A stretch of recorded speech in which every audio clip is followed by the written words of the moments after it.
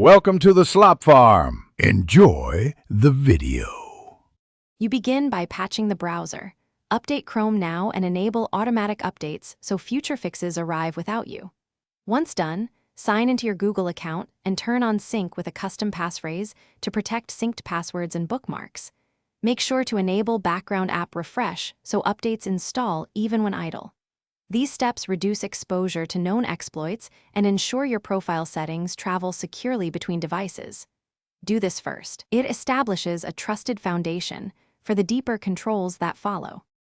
You now harden Chrome by cutting attack surfaces, audit extensions, and immediately remove any you do not recognize or use, because extensions often carry hidden permissions.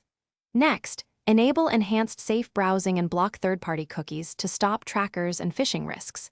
Then, refine site permissions, set camera, microphone, and location to ask or block for most sites. Once configured, test with one trusted site to confirm functionality while keeping privacy tight. This middle phase balances security with finish by adding layers.